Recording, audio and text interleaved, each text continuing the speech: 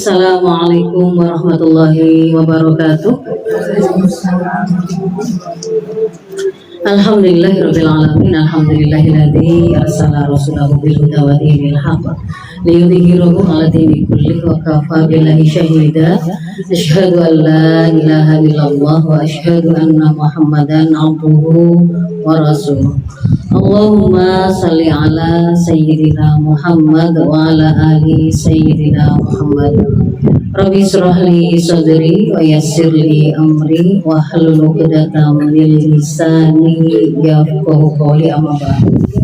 Alhamdulillahirabbil alamin. Jazakumullahu khairan katsira. Ibu matur suwun sangat kami sampaikan atas rawuhnya ibu sekalian dalam majelis taklim kita. Kita beri nama, sebenarnya bukan baru, saya samakan dengan majelis taklim Konita yang juga kami asuh baik secara offline maupun online. Yang di sini ini yang baru kita mulai, kita kasih nama yang sama karena saya senangnya itu Konita itu kalau di Quran kan juga dipakai, artinya adalah wanita yang taat. Yang kita maksudkan, yang kita inginkan majelis taklim ini dengan nama Konita itu agar dalam majelis ini kita selain hadir untuk menuntut ilmu, saling berukhuwah, sila ukhuwah Islamiyah, mendapat sesuatu yang dari sisi ilmu itu akan menjadi penguat kita untuk lebih mudah taat karena ada cahaya, ada guidance, ada petunjuk yang kita bisa pakai. Kemudian kebersamaan kita itu juga akan saling menguatkan dalam taat, karena ketika terbiasa hadir dalam majelis ilmu, terbiasa untuk mendengarkan kebaikan, insya Allah ketika ada kesalahan yang dilakukan oleh saudara kita, teman kita, kita akan merasa ringan untuk mengingatkan. Jadi Konita itu maksudnya adalah wanita yang taat. Harapannya ketaatan itu akan bisa kita perkuat dengan kebersamaan kita dan dengan ilmu yang kita kaji.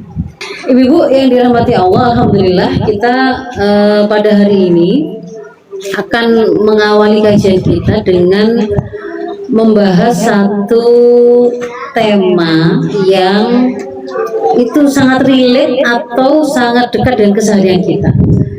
Kalau ibu-ibu scrolling HP begitu ya, sangat sering itu keluar kayak meme yang itu mengatakan bahwa para perempuan harus mengeluarkan sehari itu 20.000 kata supaya dia menjadi sehat mental. Kalau pendiam dikatakan, wah itu tanda mentalnya kurang sehat, karena seharusnya mereka mengeluarkan 20.000 kata. Pernah dengar kayak gini kan? Ya. Nah, dari meme yang seperti itu atau dari narasi yang mengatakan bahwa para perempuan itu memang fitrahnya itu harus banyak ngomong, maka ketika kemudian mereka itu mengeluarkan omongan dalam bentuk sifatnya itu omelan atau gosip atau nyeladu yang ngomel itu ya, atau yang ghibah itu gosip. Ghibah itu bahasa asli di fikihnya itu riba, jadi di Indonesia itu jadi gosip karena digosok semakin sip gitu. Itu sebenarnya dari ghibah, nanti kita akan bahas. Jadi di situ itu membuat akhirnya masuk dalam alam bawah sadar para perempuan bahwa oh ternyata memang kita itu punya potensi pintar ngomong dan memang harus dikasih saluran untuk banyak ngomong, karena kalau enggak ternyata mempengaruhi kesehatan mental kita.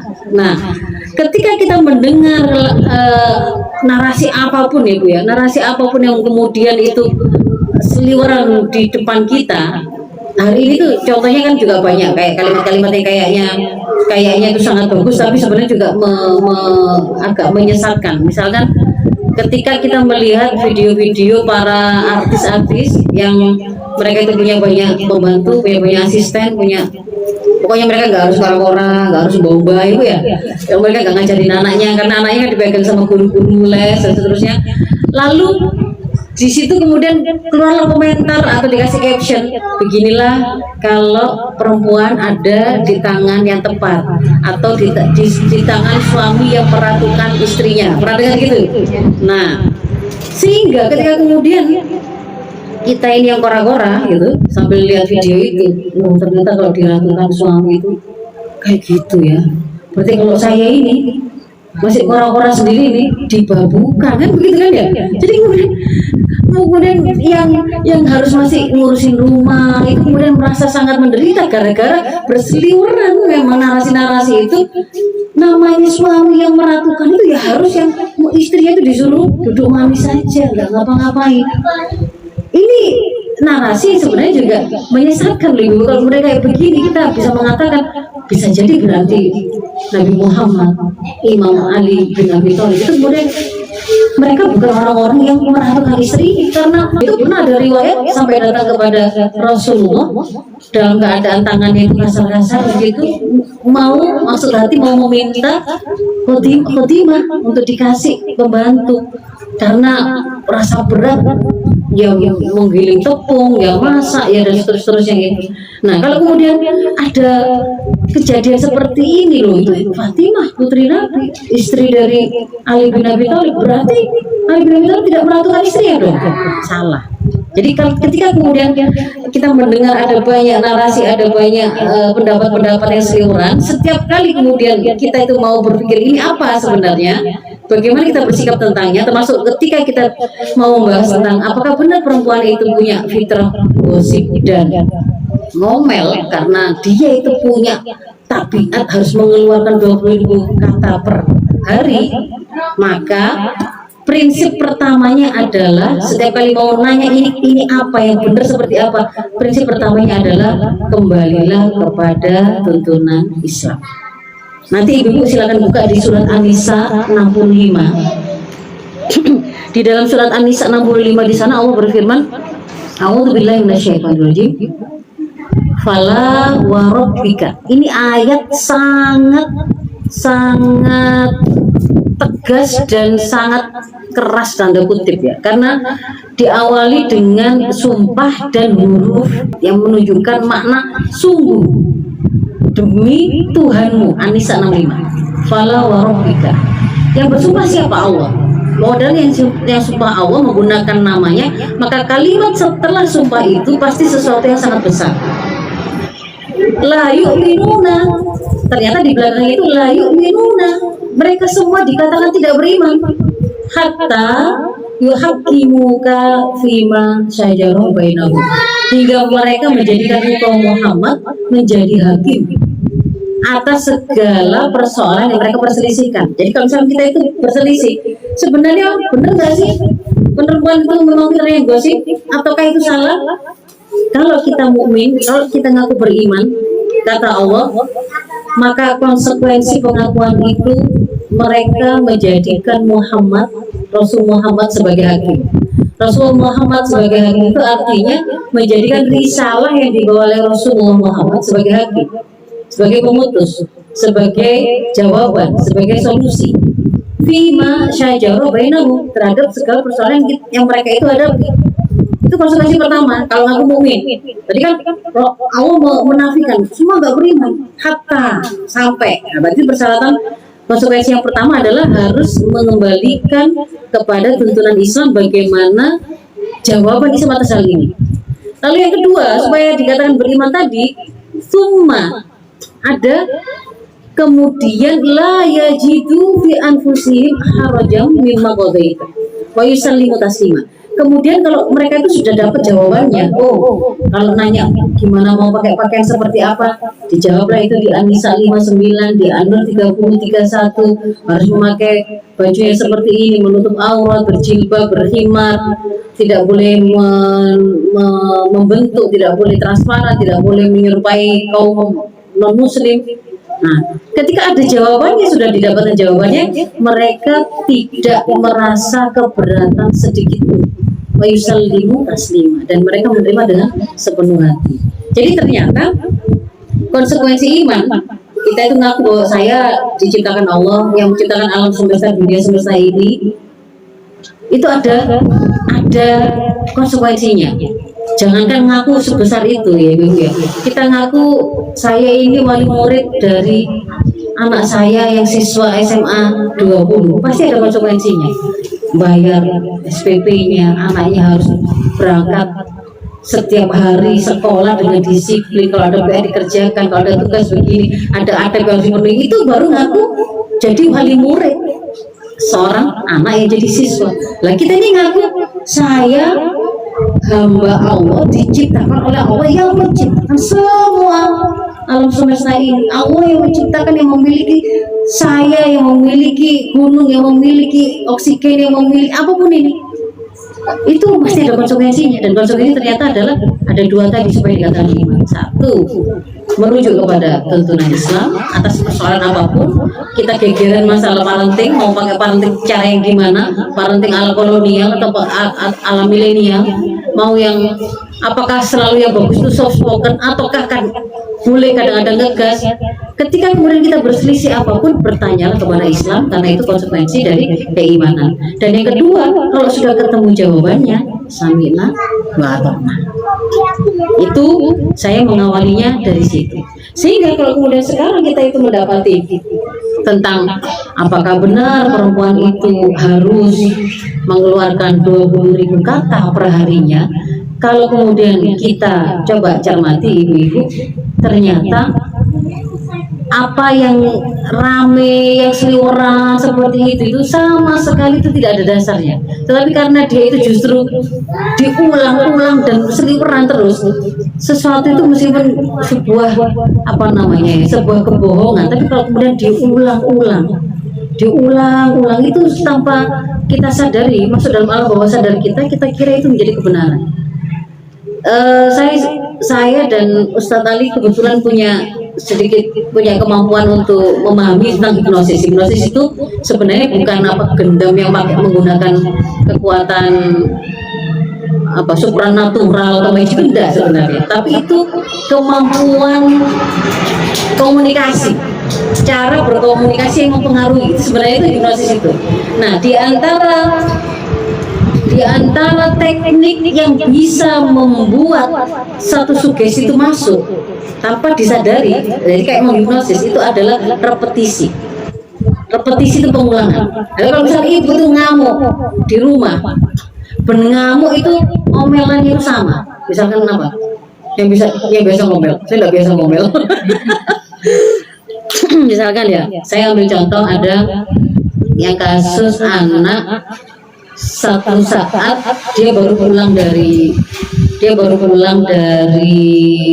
kerja lembur, lalu pagi itu ibunya ngomel. Sebenarnya omelan ibunya ini itu sudah setiap hari, dia sudah tahu dan sudah sejak kecil, dan omelan itu selalu sama. Ibunya ngomel kayak apa? Kamu itu ya sejak kecil sampai besar, nggak persis ya, pokoknya isinya gitu ya. Intinya itu adalah gak ada gunanya, gak ada ininya, gak ada baiknya, gak ada manfaatnya, begitu lah pokoknya. Si anak itu diomeli sama ibu itu seperti itu.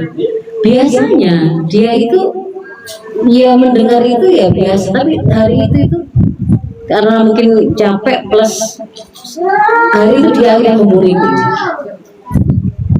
Ibu baca apa enggak ya? Saya lupa namanya, di kota mana. Sudah kayaknya tahun lalu itu, karena dia sudah tidak tahan begitu ya. Tetapi ketika misalkan dia itu tidak sampai melakukan yang sifatnya seperti itu, ketika kita itu melakukan repetisi, kamu itu loh kok, misalkan ada orang tua kan menggoblok-goblokkan anaknya, kan ada ibu ya, ngerjakan begini nggak bisa itu langsung, oh ini kok gak isu sih kok, nggak begitu ya, bisa jadi kan ya, itu terus diulang-ulang, itu jadi seperti menginstal keyakinan kepada anaknya bahwa dia itu nggak mampu, dia itu nggak bisa. Repetisi itu masuk apa namanya di antara teknik untuk membuat dia itu nembus ke alam bawah sadar, karena diulang-ulang. Makanya hati-hati, ngomel diulang-ulang jelek lagi isinya, itu kayak masuk langsung ke alam bawah sadar kita. Alam bawah sadar kita itu Bu, kalau alam sadar itu kita itu punya rasa malu. Kalau misalnya aurat kita kelihatan, kita punya rasa malu. Tapi kalau alam bawah sadar itu tidak dalam kondisi kita itu mengontrolnya gitu loh. Dan itu ketika kemudian itu masuk ke sana, itu menjadi sebuah memori yang sifatnya akan jangka panjang. Kalau pengen bongkar nanti itu harus ada tekniknya sendiri. Nah, jadi yang namanya repetisi itu sesuatu yang sifatnya adalah bisa membypass memori kita untuk kemudian masuk, dia itu menjadi memori jangka panjang yang akan mempengaruhi seseorang. Nah, tadi saya masuk ke dalam, kita harus kembali kepada tuntunan Islam.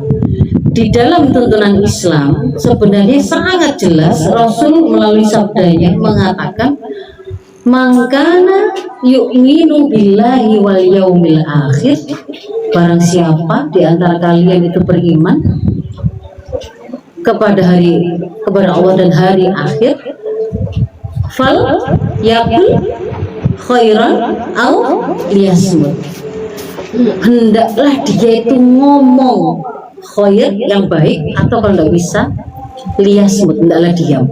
Jadi di situ ibu-ibu tidak pakai kata, kan tadi kan pakai mangkana. Mangkana itu barang siapa, itu bisa laki bisa perempuan. Nggak ada di situ penjelasan kalau perempuan itu sendiri, punya karakter sendiri. Nggak bisa dia itu dikasih arahan ini tadi, ngomong yang baik saja, karena dia bisa jadi ngomongnya nggak terkontrol karena dia itu hasrat ngomongnya banyak. Enggak ada di situ. Di situ disebutkan mangkana yu'minu billahi wal yaumil akhir, siapapun mau laki mau perempuan iman pada Allah dan hari akhir, hendaklah dia ngomong baik. Hendaklah dia ngomong baik itu tadi Bu, nggak pakai ada hendaklah dia ngomong setelah kalimat ke berapa, kata ke berapa, nggak pakai. Tapi meskipun satu, ya kan, fal yakul, meskipun satu kata yang dikeluarkan hendaklah yang baik. Kalau tidak bisa mengeluarkan yang satu kata itu yang baik, liyasmut, lebih baik diam. Maka di situ berarti diletakkan oleh Allah satu, tidak ada karakter dalam hal tuntutan untuk bisa bicara dengan terkontrol dan baik, itu dibedakan antara laki dan perempuan, tidak ada. Tidak ada kemudian penegasan bahwa fitrahnya perempuan itu lebih susah mengendalikan omongan, itu kan tidak ada. Tetapi laki dan perempuan dalam hal ini memiliki potensi bicara yang sama, punya potensi kemampuan mengontrol apa yang dia bicarakan juga sama. Dan yang dituntut dari mereka adalah mau mengeluarkan meski hanya satu kata saja. Kalau Anda orang beriman berarti ada implikasinya kepada akhirat. Anda beriman kepada Allah, ada implikasinya kepada Anda yakin Allah itu akan minta pertanggungjawaban. Maka di situ hendaklah kalimat yang kita keluarkan meskipun hanya satu kata yang benar, tidak maksiat. Nah, termasuk Rasul juga menyampaikan tidaklah satu kata itu meluncur dari kalimat atau lisannya manusia kecuali ada malaikat Raqib Atid yang mencatatnya. Artinya apa berarti ibu-ibu? Kalimat-kalimat yang kemudian dihasilkan baik oleh para perempuan ini sebenarnya juga tidak ada sama sekali yang itu punya karakter kayak ibaratnya meluncur sendiri gitu ya, meluncur sendiri, gak kroso ngomong-ngomong karpe dewi gara-gara namanya sih ngomong itu imunik. Ibu pernah lihat gak kalau perempuan ibu-ibu lalu saling pokoknya itu karang gitu loh ya, itu kan bisa keluar kalimat itu kan bisa gak karu-karuan ya, gak karu-karuannya itu bisa jadi ketika dia dalam keadaan sadar itu merasa malu, tapi pada saat itu tadi itu keluar itu ya gak kerasa itu apakah memang benar bahwa itu seperti sesuatu yang tidak ada pengontrolnya? Tidak, tetap saja karena Rasul mengatakan tidak ada satu kata yang keluar dari lisan seorang manusia kecuali malaikat mencatatnya. Nah, itu tuntunan pertama dari sisi bahwa kalimat-kalimat yang kita keluarkan itu sesuatu yang masih dalam lahan ikhtiar kita untuk kita kendalikan. Kita mau milih ngomong apa, kita mau menahan apa, kalau kita itu mau marah-marah yang pada waktu kondisi seperti apa, lalu seandainya kemudian di situ itu marah, pilihan marahnya seperti apa, semuanya dalam kontrol yang bisa kita kuasai. Lalu yang berikutnya, tuntunan yang berikutnya, bahwa justru ketika kita bicara kemampuan perempuan untuk berkomunikasi dengan lebih sepertinya dengan lebih lancar ya. Itu kalau secara medis mungkin yang akan sedikit berpengaruh atau membedakan dibandingkan dengan laki-laki itu dari sisi kan otak kita itu kan ada belahan kanan kiri ya. Pernah lihat otak sapi kan? Otak manusia juga sebenarnya begitu, sama ada kanan kiri. Nah, kanan kiri itu kalau secara fungsinya itu hari ini secara medis itu kita menemukan memang ada fungsi yang berbeda. Di antara belahan otak kanan dan kiri itu ada yang namanya bagian yang menghubungkan namanya corpus callosum. Nah, itu memang lebih tebal daripada bapak-bapak. Jadi kalau dia itu sebagai lalu lintas menghubungkan antara belahan otak kanan ke kiri, dia itu jalurnya itu lebih tebal, lebih cepat. Itu kadang-kadang memang membuat kita itu memang seperti lebih mudah untuk ketika ngomong itu mau nyaut apa saja itu gampang, gak kangelan gitu. Awalnya itu perkara baju anduk basah. Ini saya mengikuti apa yang di sosmed. Biasanya ibu-ibu itu ngamuk gara-gara suaminya naruh anduk basah di kasur gitu ya. Katanya di sosmed begitu. Karena saya tidak pernah menemui, ya saya ceritakan itu. Misalkan ngamuknya mulai karena adanya anduk basah di kasur. Nanti itu bisa Bu ditarik kemana-mana itu. Ya, iya. Jadi perkara anduk itu yang itu hari ini itu bisa mundur ke arah kemarin itu apa, bisa sampai maju sampai besok itu, wah gitu begitu. Dulu itu gitu. Kalau saya mungkin nggak nikah sama jenengan, kesana sampai maju mundur kanan gitu. Kayaknya gampang saja. Nah di situ itu yang kemudian berarti kalau kita mau membacanya itu gini, apakah berarti pelajaran akhirnya pintar ngomel? Enggak, itu sebuah potensi sifatnya normal. Ibu-ibu mau pakai itu untuk bicara bagus juga sama cepatnya, bisa ke sana bisa ke sini, bisa ambil contoh ini, bisa kan begitu. Mau dijadikan untuk dimanfaatkan untuk ngomel ya juga bisa. Jadi tapi dia itu bukan sesuatu yang memaksa, gara-gara kita tuh punya kemampuan menghubungkan itu dengan lebih cepat, terus jadinya itu melakukan maksiat dalam perkataan kita, begitu loh ya. Ya, jadi itu. Lalu yang berikutnya, jadi sebenarnya justru harusnya itu ketika kemudian kita itu memahami, saya ternyata punya potensi memiliki kemampuan berkomunikasi yang lebih fasih. Biasanya para ibu memang lebih fasih, lebih lembut, lebih banyak kosakatanya, lebih pintar memilih diksi, memilih kata itu. Kalau mau nyakiti itu ya bisa nemu kata yang paling nyelekit itu bisa, namanya diksi. Tapi kalau kemudian mau milih yang hati-hati supaya tidak ada yang tersakiti juga bisa. Nah, kalau memang kemudian potensi itu adalah sesuatu yang kita punya, berarti apa yang kemudian ditunjukkan oleh Islam? Maka para perempuan itu diletakkan dia dengan kemampuan seperti itu. Dia itu punya potensi satu, menjadi guru berpengaruh untuk anak-anaknya. Karena dia itu punya kemampuan komunikasi dan kekayaan berbahasa yang bagus. Berarti kan karena dia itu adalah orang atau pihak pertama yang menyentuh anak-anaknya, mestinya dia itu adalah guru paling berpengaruh bagi anaknya. Jadi para ibu itu nggak boleh cuma misalkan nyuruh sholat itu ya, isinya itu cuma bahasanya itu, ayo tangi, kalau nggak tangi tak nyos. Belum ada loh yang gitu itu. Tak siram, tak ciprati, tak nyos itu karena ibunya lagi masak, tak tangi-tangi gitu. Tak nyos. Nah, Sebenarnya karena dia itu sebenarnya kalau mau dieksplorasi kemampuannya, dia bisa menggunakan, ada kalanya itu menggunakan kalimat harapan. Ya Allah, alangkah senangnya ya kalau anak saya itu sudah umur 10 ini bangun sendiri setiap sholat, nggak pakai begitu, nggak pakai disuruh. Itu bahasa harapan. Ada kan yang kemudian, atau bahasa harapan itu, lang ayahnya sholat nggak pernah ninggal berjamaah tepat waktu ibunya. Lah kalau kemudian anaknya nggak sholat, bagaimana bisa ketemu di surga? Itu bahasa harapan. Atau kemudian ada kalanya itu bahasa emosi, ya emosi, ya bahasa emosi dalam arti rasa. Alangkah sedihnya gitu kalau misalkan ibu itu sekarang kan sudah tidak muda lagi, misalkan ibu mati, terus anakku ternyata sholat saja 5 waktu saja itu tidak bisa, misalnya begitu. Ini bahasa yang pintar begini ya ibu, yang pintar ngolah rasa begini nih, dengan bahasa itu.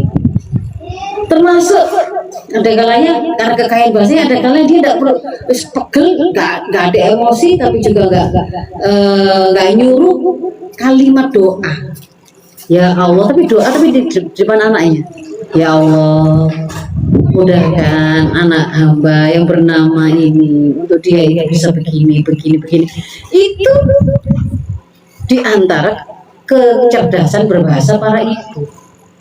Dan dia dengan potensi yang seperti itu sebenarnya Bu, selain dia itu punya potensi menjadi guru terbaik dan guru berpengaruh bagi anak-anaknya, yang kedua dia itu memang punya kemampuan untuk mempengaruhi orang sekitarnya juga, termasuk diantaranya misalkan diantara tetangganya, diantara teman dekatnya, circle-nya. Ketika ada konflik, para ibu itu, para perempuan itu, kemampuan berbahasanya itu bisa bikin persoalan itu makin rumit, makin panas, atau sebaliknya. Gara-gara lisan para perempuan. Kan perempuan tadi kan punya kemampuan bisa mele tadi loh, dan bisa nambah-nambah ngalor itu tadi itu sebenarnya curhat apa tetangganya, oleh panjenengan itu ditumpang beror ini bisa begitu. Nah itu ketika jalurnya malah bikin masalah. Tapi kalau kemudian panjenengan dengan potensi yang sama, tapi karena paham harus ke arah omongan harus jadi baik, nggak boleh jadi buruk, lalu kemudian ngatur, kalau saya milih diksi ini, itu akan membuat dia mengira ini bermusuhan dengan dia. Kalau saya mengambil contoh ini, bisa jadi nanti malah dia punya seutuhan kepada ini, dan maka saya ganti. Yang seperti ini itu menjadi sesuatu yang dimampui oleh para ibu. Makanya dia punya kemampuan untuk menjadi penengah kalau ada orang-orang terdekatnya itu sedang berkonflik. Dia bisa menyelesaikan persoalan karena dia itu tadi ya, lisannya itu juga punya potensi untuk menyampaikan kebaikan. Dan kalau ibu itu terus baik, itu memang cocok gitu loh, ya nggak Bu? Kalau ada ibu terus sadis, ibu kok puasa, itu kan nggak cocok. Jadi sebenarnya pada saat yang sama ekspektasi masyarakat itu pun juga akan menjadi sesuatu yang mengontrol, membantu kita mengontrol diri kita.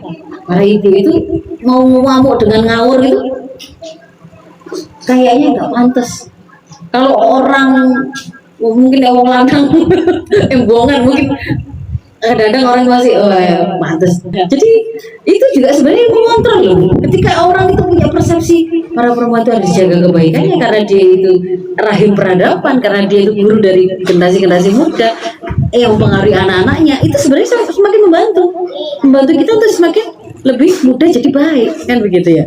Nah jadi itu sesuatu yang kita pahami tuntunan Islam tentang keharuman yang kita disuruh meninggalkan. Kita memahami potensi yang kemudian diperintahkan kepada kita untuk memakainya, termasuk diantaranya adalah kita bisa gunakan itu untuk menguatkan suami, bukan untuk menjatuhkan suami, bukan melemahkan kepemimpinan suami, tapi menguatkan suami.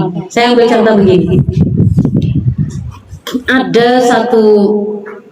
ada cendekiawan Prancis namanya Gigi Rousseau. Gigi Rousseau ini mengeluarkan satu statement itu aneh, Bu. Aneh kalau bagi kita, tapi bagi dia itu kesimpulan dari pengamatan yang dia lakukan. Dia mengatakan hadiah terbaik seorang ayah adalah meninggalkan anak-anaknya karena kematian sejak kecil. Aneh ya.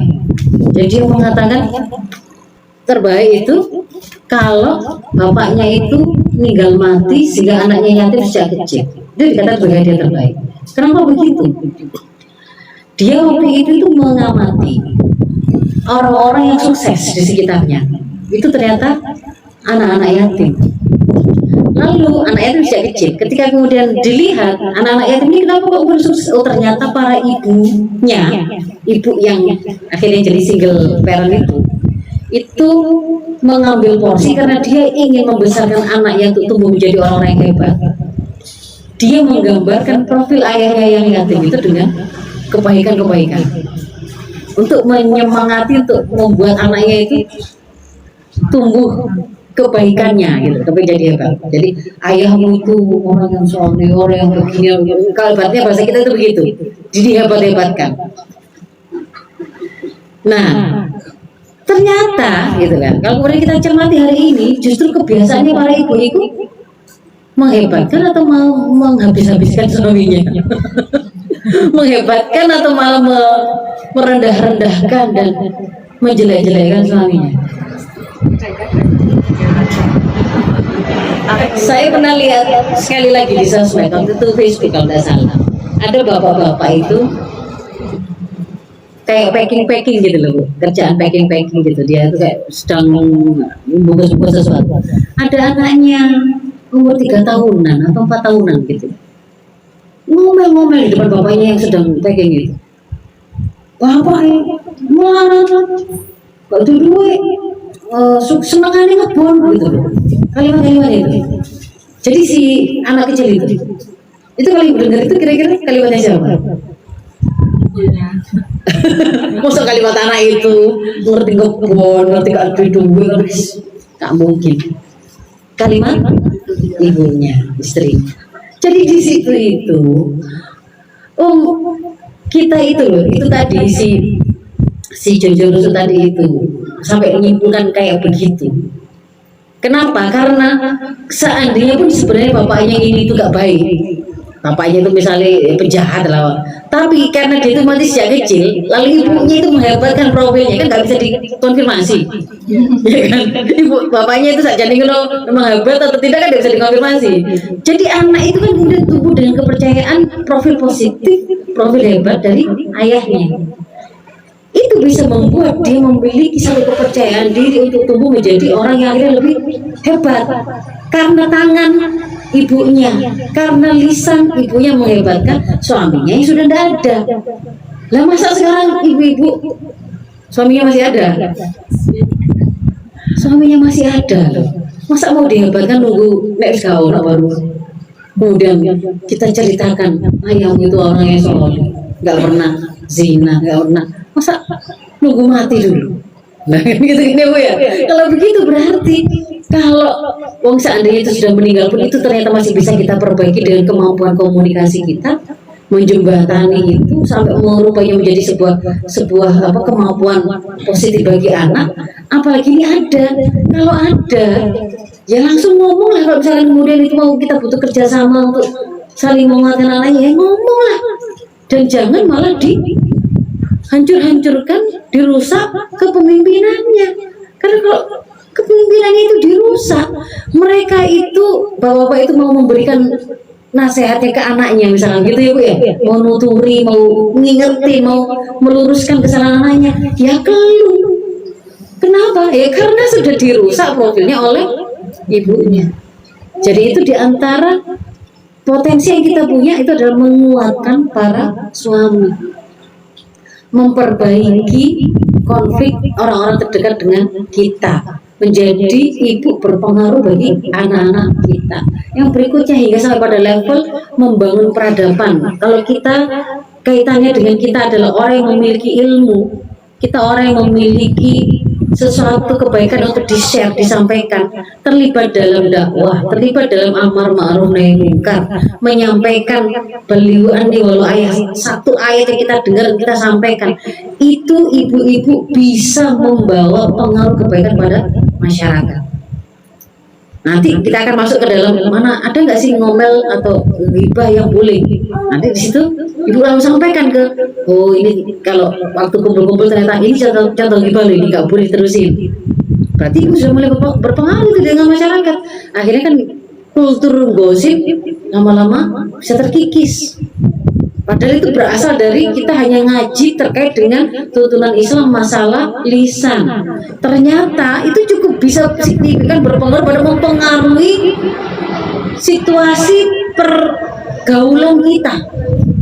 Yang tadinya itu full biasa karena setiap ketemu itu selalu ada gosip-gosipan, lalu akhirnya orang itu juga punya sebuah suudzon, pasti saya digosipin sama ini. Akhirnya itu juga menjadi sesuatu yang merusak di tengah-tengah pergaulan kita. Jadi ada urusannya dengan peradaban.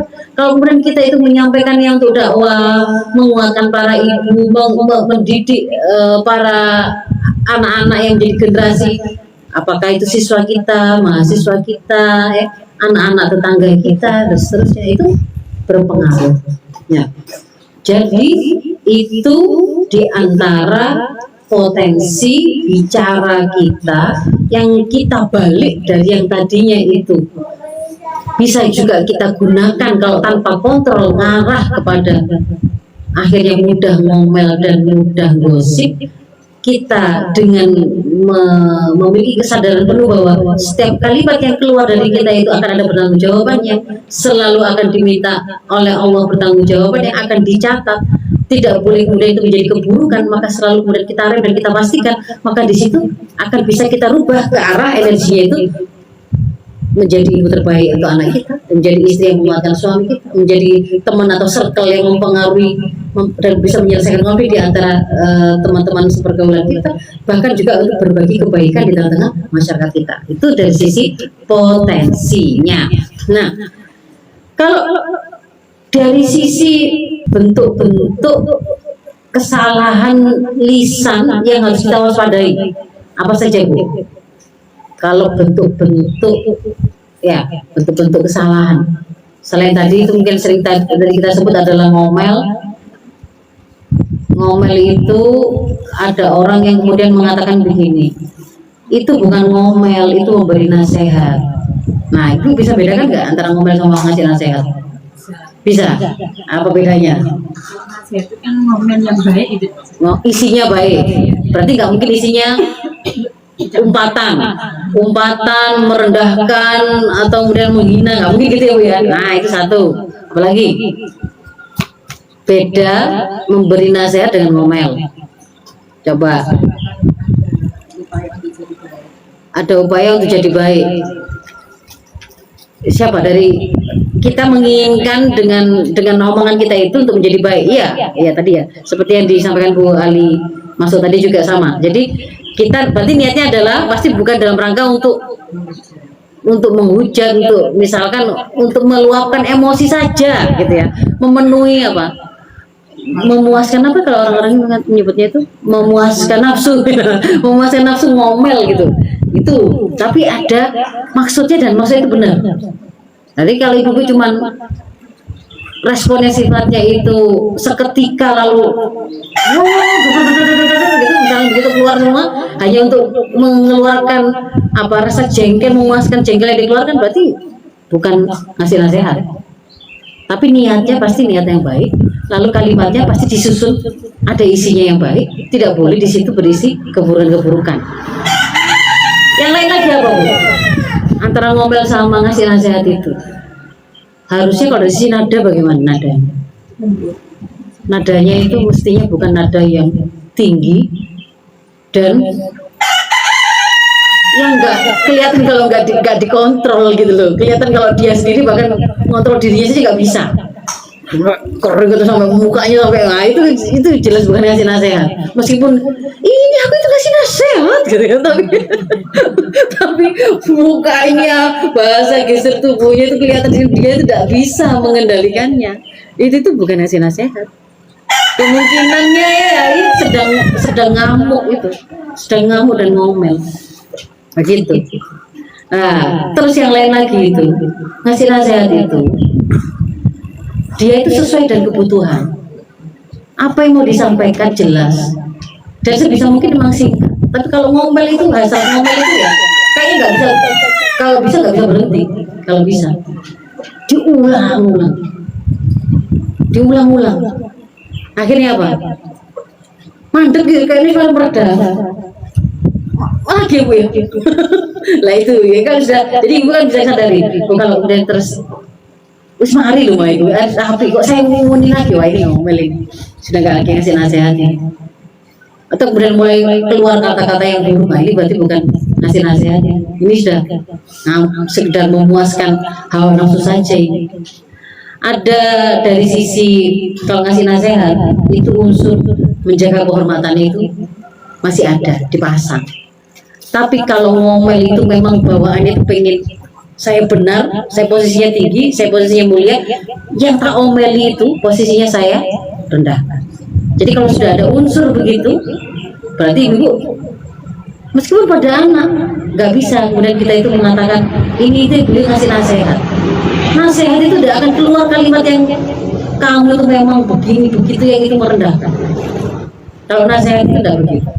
Jadi kalau ada unsur itu hati-hati berarti. Ini sudah mulai kayaknya ini ada kecampuran hilaf saya di situ, maka bersihkan. Begitu ya Bu ya. Nah, yang lain lagi selain ngomel itu apa? Ada namanya namimah. Namimah itu adu domba.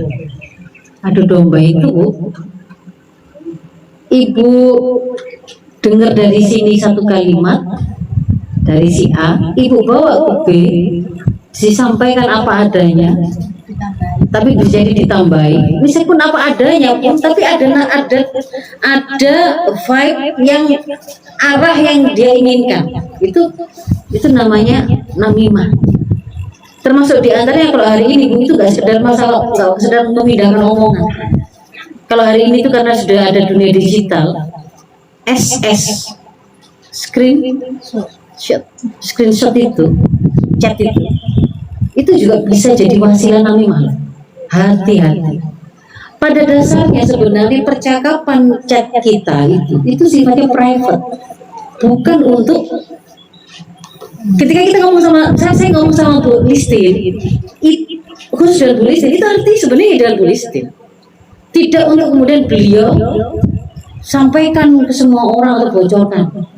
Sama dengan ketika chat WA pribadi, maka sebenarnya haknya si orang yang memiliki chat tadi itu adalah dijaga untuk tidak dengan begitu mudahnya di share di SS di begitu.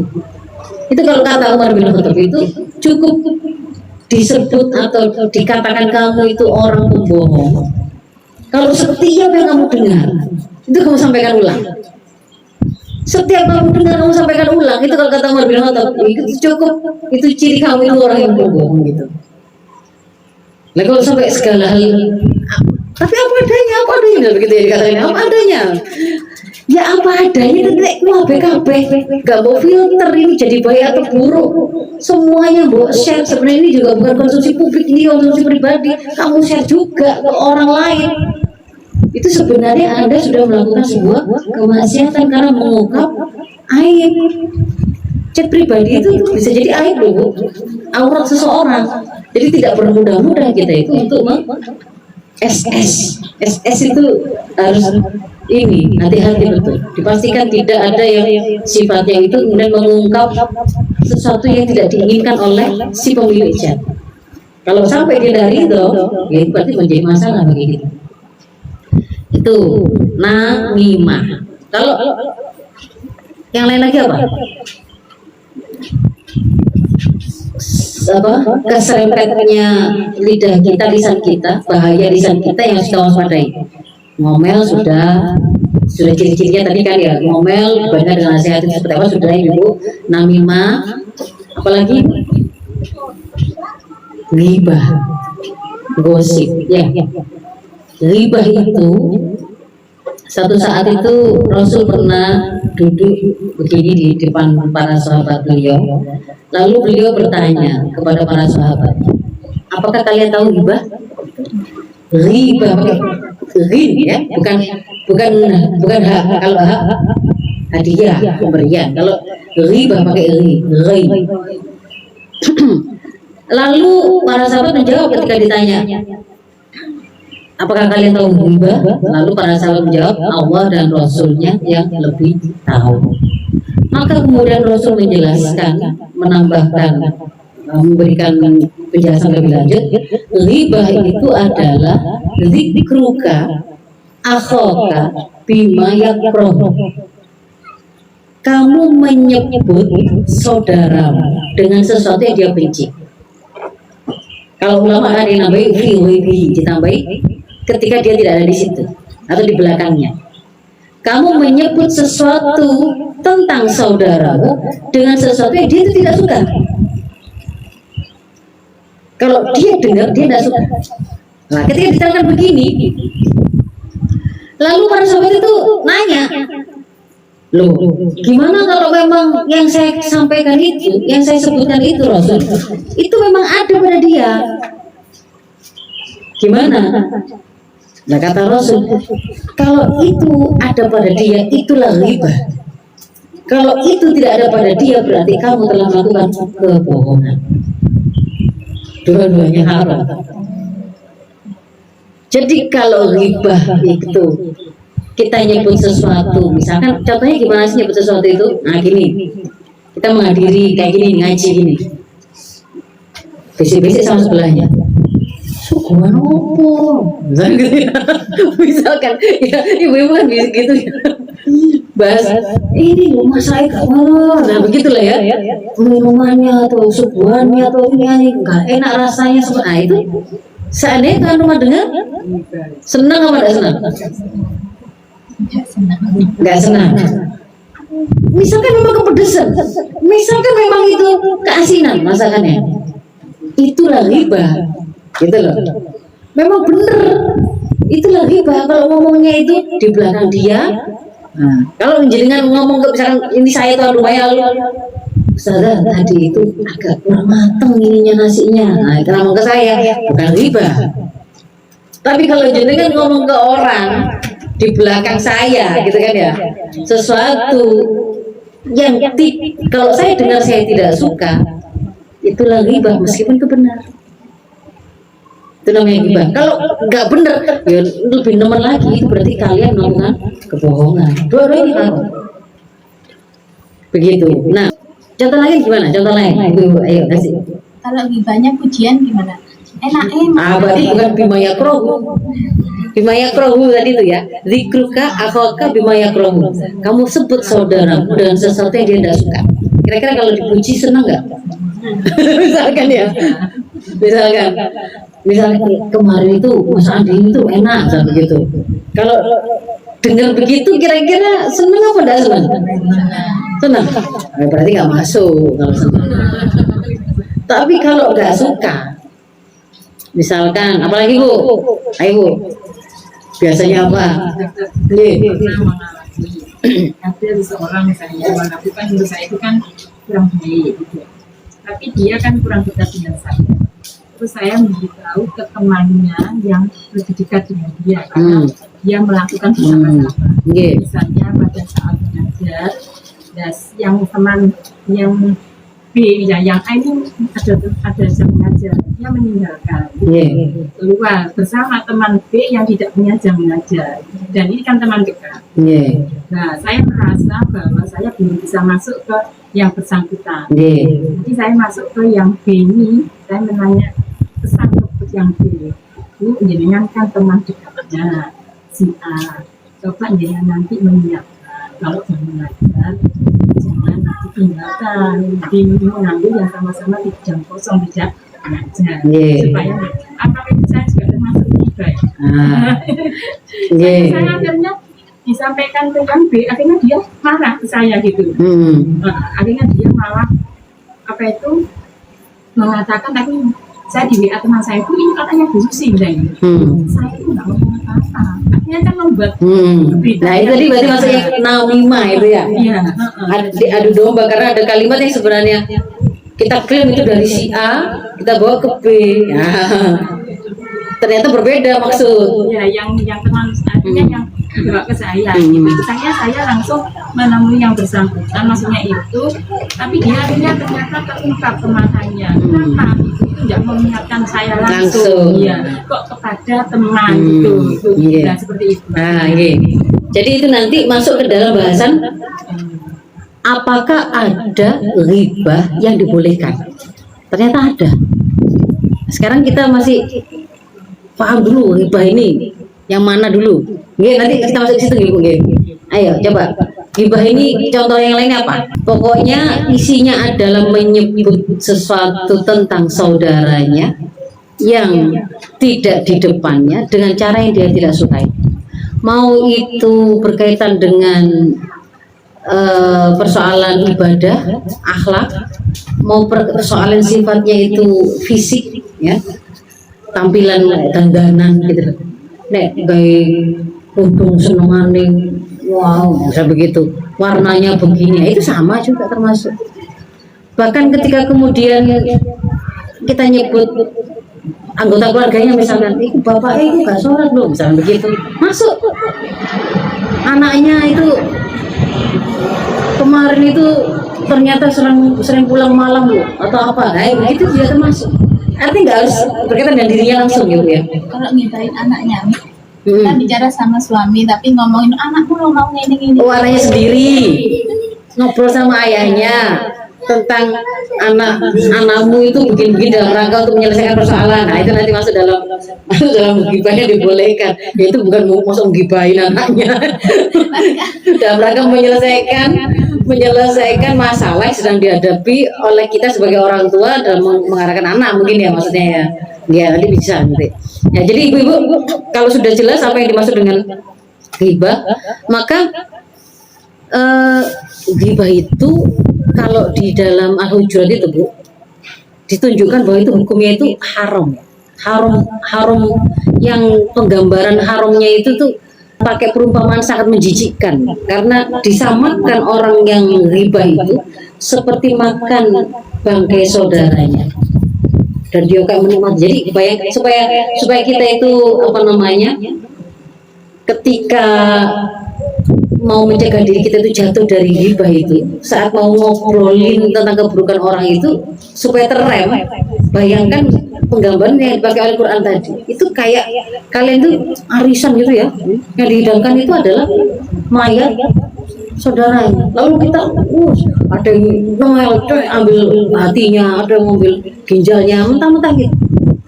Bayangkan gitu supaya jadi kalau kita ikut berkontribusi dalam perbincangan itu tadi loh ya, oh iya wingi itu begini, oh ditambah begini, itu sama dengan kita ngambil dengerin aja Ustaz. sama ada di situ kan yang sebelah ngomong terus kita itu gak ikut cuman ngomong itu termasuk kalau panjenengan ada di situ diwami oleh yang sedang gosip, panjenengan dengar tapi tetap bertahan di situ, maka itu seperti obat nyamuk yang mengamankan pergosipan itu.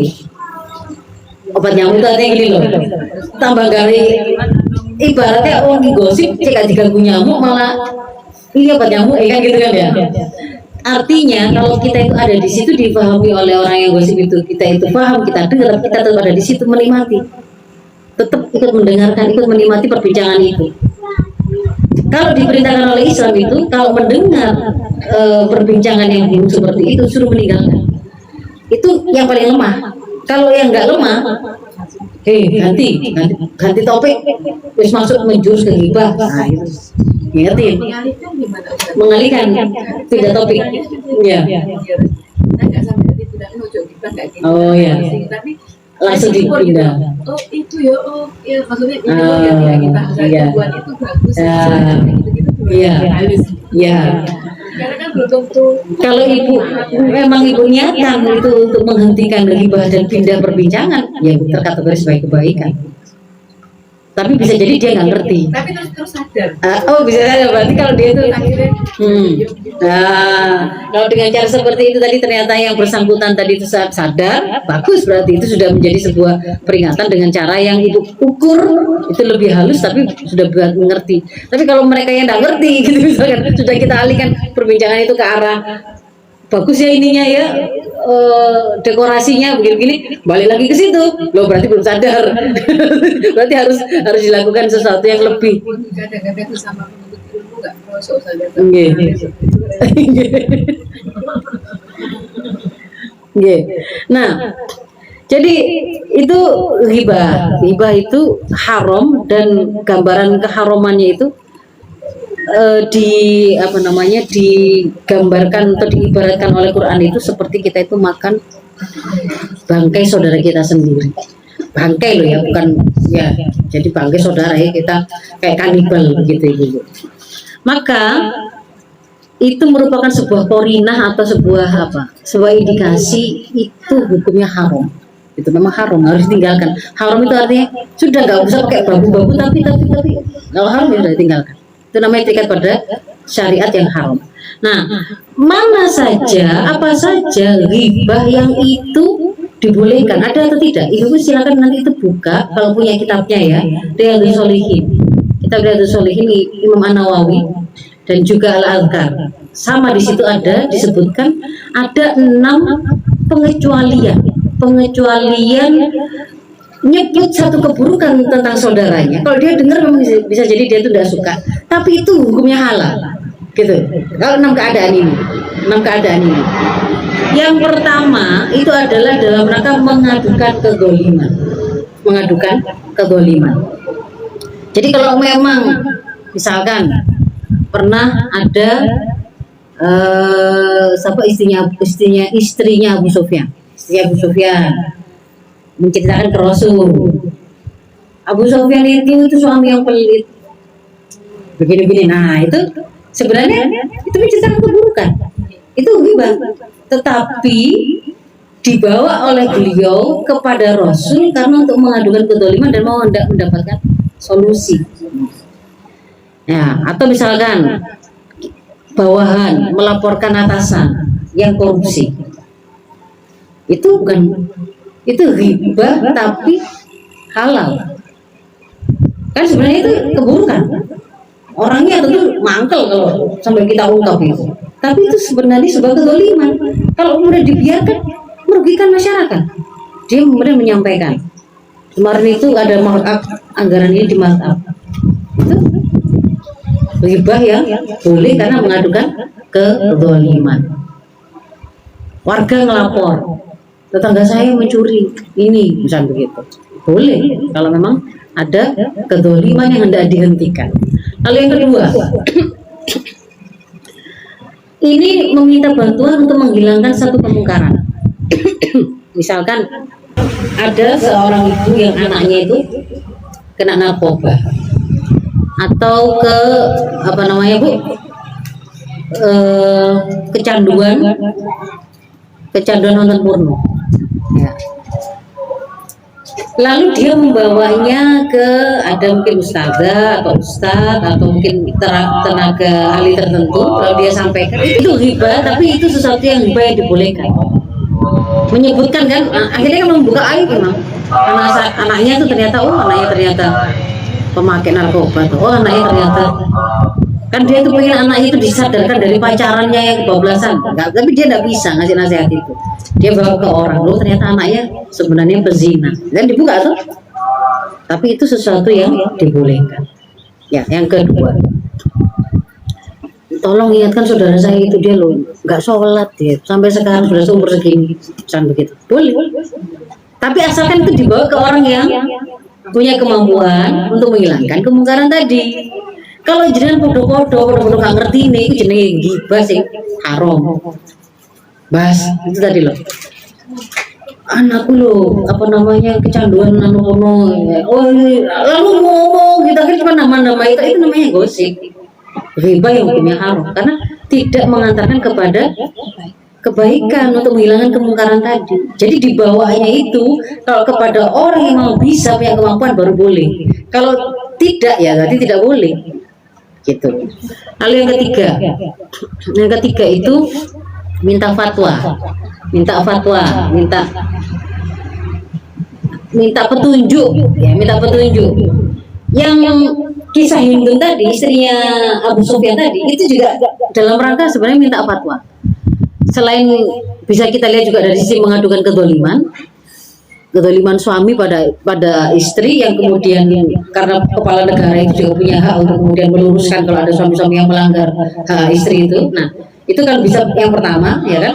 Bisa juga yang kedua juga kalau kasusnya Rasul kan, kalau Rasul dibawa ke Rasul kan Rasul punya kemampuan menghilangkan kemungkaran karena beliau juga kepala negara, beliau juga punya kemampuan untuk menyampaikan fatwa atau ajaran karena beliau pembawa risalah kan ya.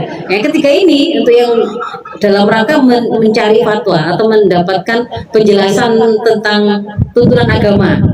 Yang ketiga itu boleh. Jadi si Hindun ini pada waktu menyampaikan suaminya Abu Sufyan pelit, beliau kan bertanya, apakah boleh saya mengambil uang Abu Sufyan itu nyuri gitu ya, untuk menutupi kebutuhan nafkah saya dan anak saya, karena dia saking pelitnya itu dia tuh gak ngasih nafkah gitu loh.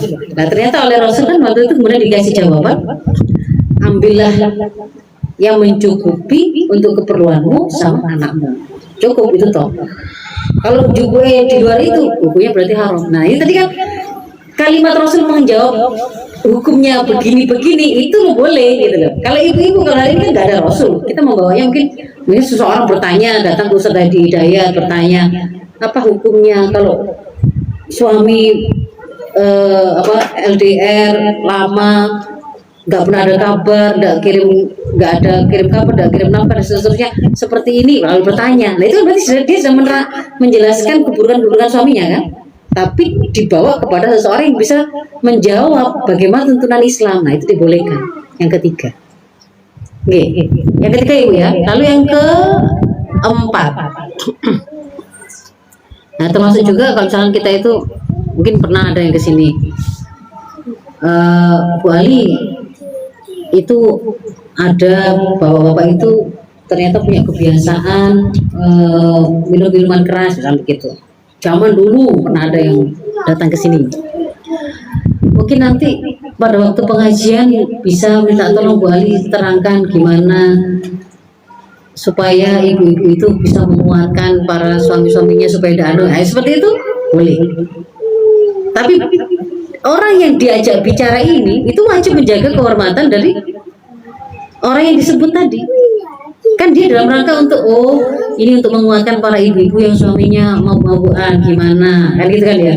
Kalau dia itu misalkan tahu, dia tidak boleh kemudian itu dijadikan sebagai bahan obrolan ke orang lain yang nggak ada keperluannya. Orang lain nggak ada keperluannya, tidak boleh. Begitu ya Bu ya. Yang ketiga ya. Yang keempat sekarang. Yang keempat itu kalau dalam rangka memberikan peringatan kepada kaum muslimin. Jadi dia itu keburukan itu misalnya sesuatu yang sangat bahaya. Ini LGBT, ini predator anak, predator seksual anak. Tidak banyak yang tahu, misalkan begitu. Lalu kita sampaikan, hati-hati dengan bapak itu. Kemarin itu begini, ada dia sempat keluar dari penjara karena pernah memperkosa anak begini dan begitu ya. Ya itu keempat, memberikan peringatan kepada kaum muslimin. Atau misalkan nggak harus untuk semuanya gitu ya. Misalkan ada yang bertanya, saya mau menikah sama ini, sejauh yang kamu tahu, menurut pendapatmu gimana? Misalnya begitu. Ketika kita tuh tahu ada satu hal yang itu keburukan yang harus diwaspadai dan kita masih tahu bahwa dia belum taubat, itu kasih tahu, karena bisa jadi kan bisa menyelamatkan orang itu tadi, gitu ya. Pemabuk, kasar, sampai gitu, orang yang itu predator anak tadi itu ya. Lalu yang berikutnya, kalau muamalah itu contohnya itu untuk muamalah itu toko, misalnya toko. Saya mau belanja ini di situ gimana? Kalau misalkan ibu punya pengalaman, waduh jangan di situ, jangan beli lewat sosmed ini, akun ini. Kemarin saja itu sudah banyak sekali komentar yang dia itu menyampaikan melakukan penipuan. Uang sudah masuk, barang nggak dikirim misalnya. Nah itu kayak begitu boleh. dalam rangka untuk melakukan peringatan, memberi peringatan kepada orang lain akan satu kezaliman atau keburukan. Lalu yang berikutnya kelima ya Bu ya, kurang 2 ya. Kelima itu kalau nyebutnya itu hanya untuk apa? Identifikasi. Misalkan ini belinya di mana? Di warungnya Bu Cici itu loh. Bu Cici yang mana sih? Nah begitu. Sing lemu, dan begitu. Kalau itu bukan dalam rangka untuk bukan dalam rangka untuk yang lain-lain. Yang kakinya anu sebelah. Nah, itu kan sebenarnya menyebut keburukan. Tetapi itu dengan cara begitu saja orang itu justru ngerti. Kalau diterangkan yang lain-lain nggak ngerti. Kalau pakai nyebut yang lain, tapi begitu disebut itu tadi langsung ngerti. Nah, kalau itu yang seperti itu boleh. Ustaz apa sih yang sipit? Nah, yang kayak misal begitu, nggak apa-apa itu berarti disebut begitu itu. Nah, itu yang ke-5. Jadi termasuk yang buta itu loh, yang pincang, yang itu bisa jadi nggak ghibah. Bukan ghibah yang haram maksud saya.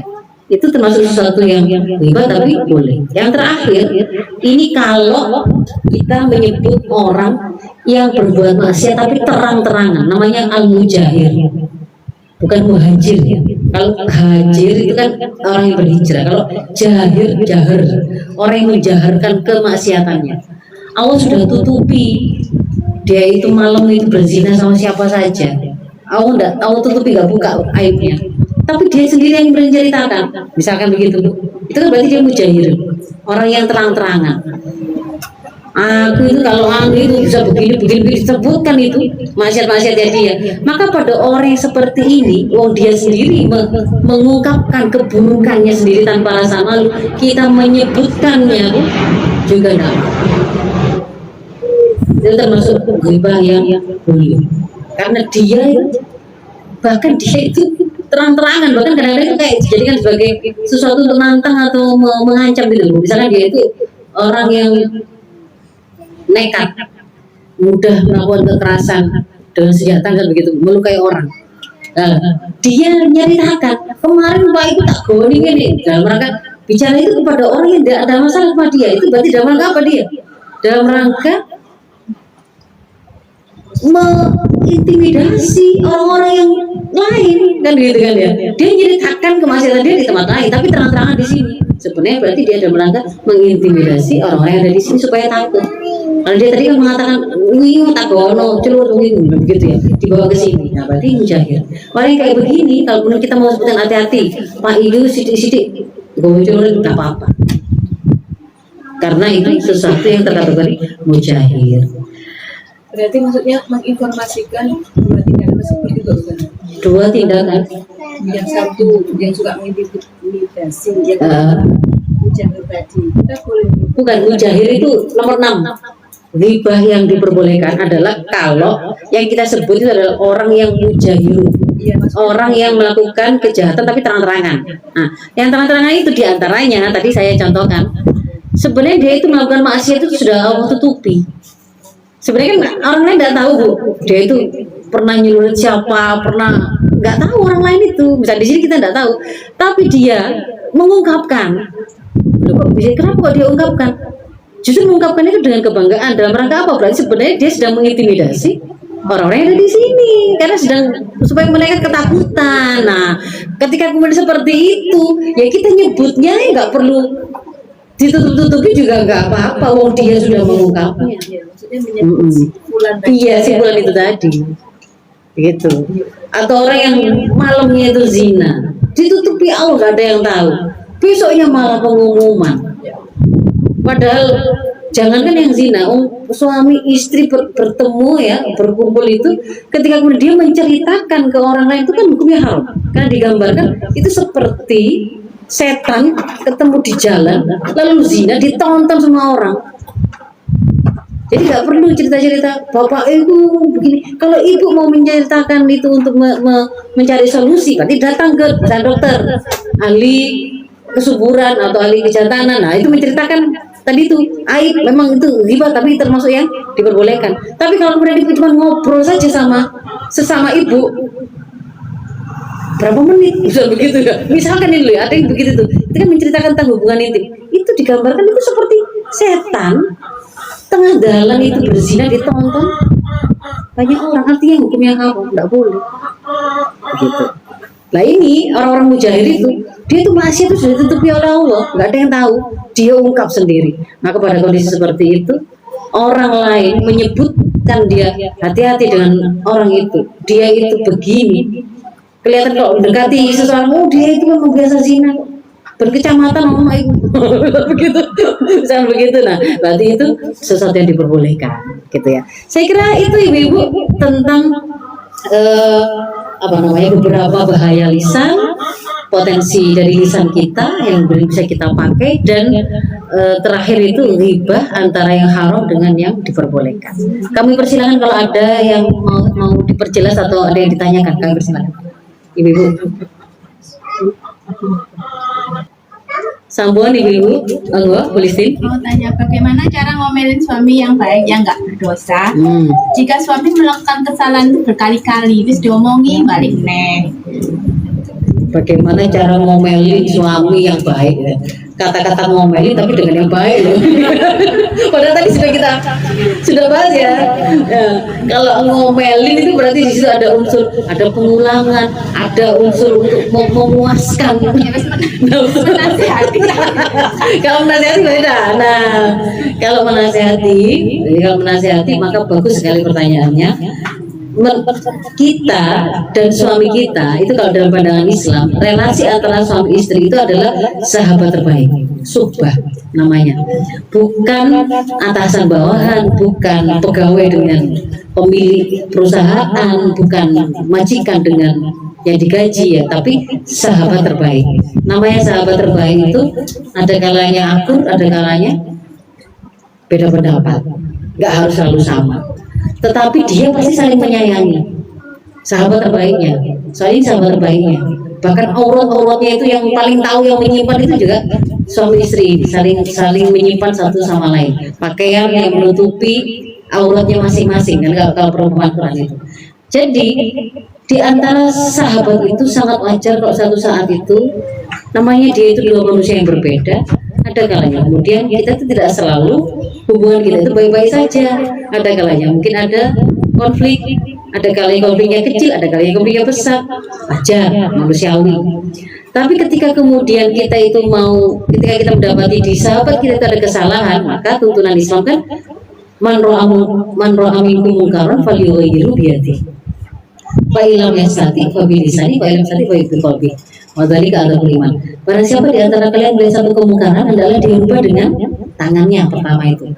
Kalau kita itu ada pada posisi punya kemampuan dengan tangan, maka sampai level kemampuan atau tangan tadi harus dipakai untuk menghentikan kemungkaran tadi. Misalkan seorang bapak terhadap anak, dia posisinya wali, dia menjamin nafkah, dia diberi oleh Allah hak untuk ditaati kalimatnya selama itu tidak dalam kemaksiatan. Ketika ada anaknya itu misalkan melakukan satu kemaksiatan, lalu dia menjatuhkan hukuman begitu ya, itu boleh ya, seperti itu. Kalau kemudian ini tadi kita kembalikan kepada suami dan istri, ketika ada satu kemungkaran, kalau posisinya itu yang mungkar itu ibu, lalu bapak yang mau meluruskan, itu berbeda dengan ketika ibu sebagai pihak yang meluruskan, bapak yang melakukan kesalahan. Karena kalau bapak kepada kita itu ada posisi riayah, memelihara urusan, penanggung jawab. Jadi dia itu makanya kemudian dikasih hak. Kalau istrinya itu melakukan kemaksiatan itu mulai dari dikasih nasihat yang menggugah hatinya, kalau nggak ngaruh pisahkan tempat tidurnya kan gitu. Itu jadi ada stepnya, memang dia dikasih hak untuk meluruskan, karena dia punya, kalau kesalahan itu dibiarkan, misalkan istrinya itu buka aurat dibiarkan, suami nggak pernah ngingetin, dia akan diminta pertanggungjawaban. Tapi kalau maksiatnya itu misalkan bapak yang melakukan maksiat, kita posisinya sebagai istri itu tidak menjadi penanggung jawab atas kesalahan suami kita, karena kita bukan posisi sebagai guru dan penanggung jawab urusan dia. Tapi kita punya kewajiban melakukan peringatan, betul, mengingatkan. Jadi ketika sudah kita ingatkan, nanti masalah maksiat dia kok belum berubah, itu ada dalam tanggung jawab Bapak tadi kepada Allah.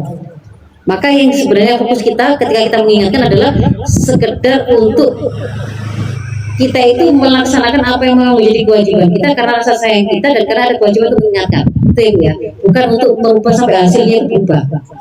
Kalau begitu nanti kita akan merasa berat ketika berubah-ubah. Padahal sebenarnya kita sudah berdosa pada kondisi itu. Itu prinsip yang pertama. Yang kedua, sekarang gimana caranya? Gimana caranya? Itu yang adalah yang pertama itu pilihlah waktu momentum yang terbaik. Yang terbaik untuk para suami itu menerima kalimat kita. Kalau kehidupan suami istri itu diantara kalimat terbaik untuk membuka percakapan-percakapan sensitif itu adalah setelah jima.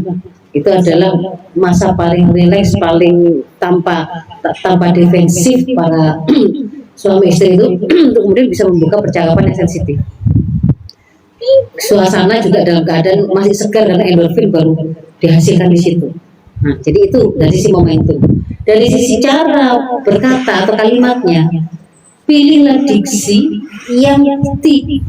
dan gesture yang tidak merusak kehormatan dan kepemimpinan suami. Jadi kalau ngingetin itu tidak harus dalam bentuk kayak nuturi.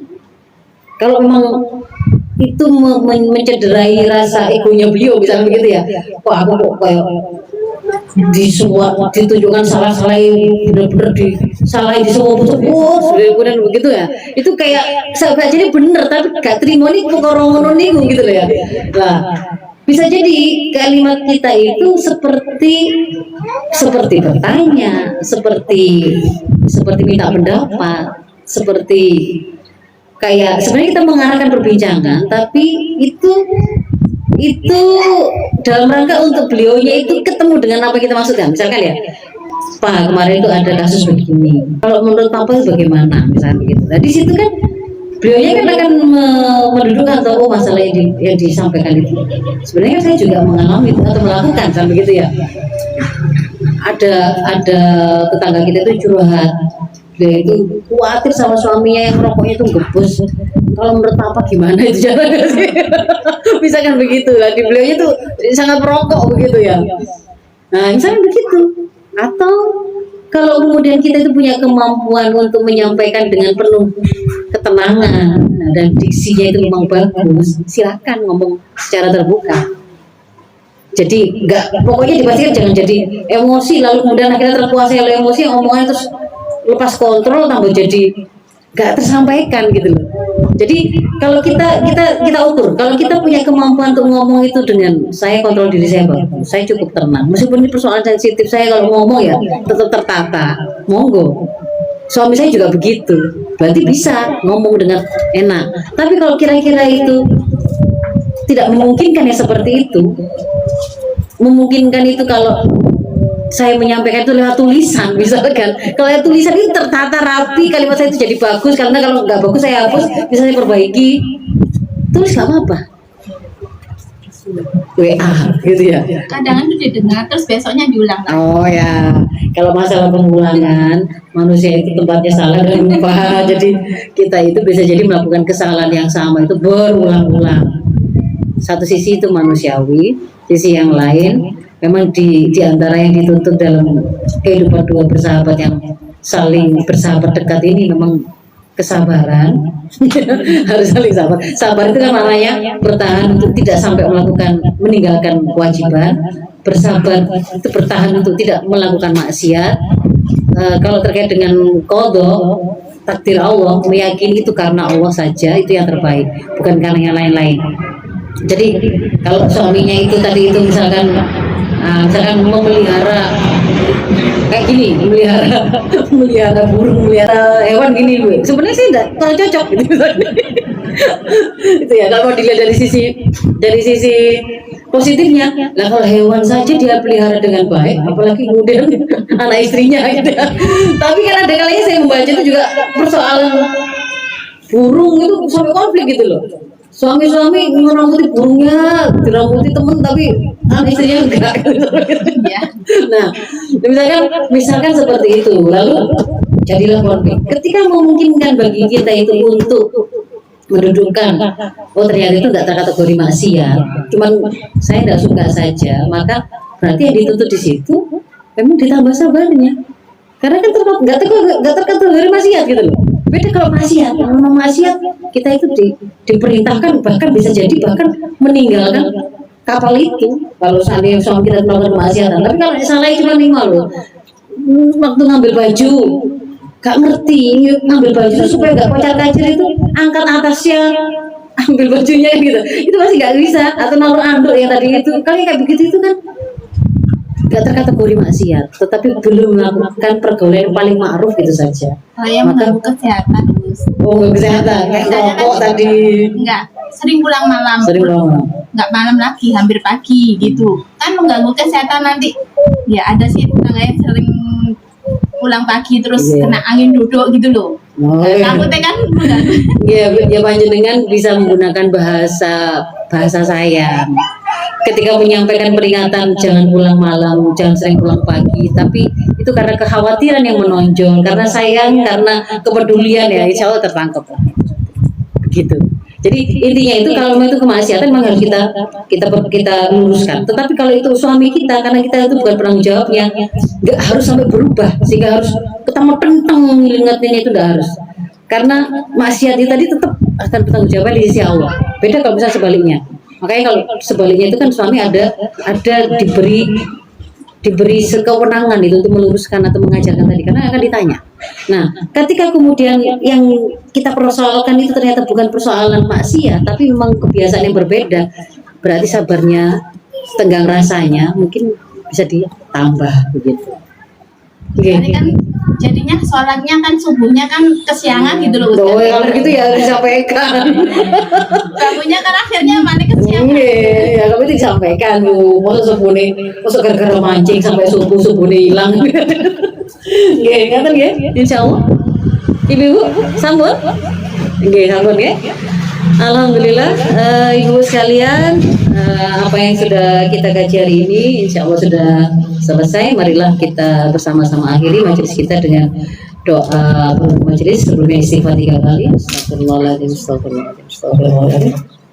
Bismillahirrahmanirrahim. Subhanallahumma wa bihamdika nasyhadu an la ilaha illa anta nastaghfiruka wa natubu ilaik. Afu minkum. Ihdinas siratal mustaqim. Assalamualaikum warahmatullahi wabarakatuh.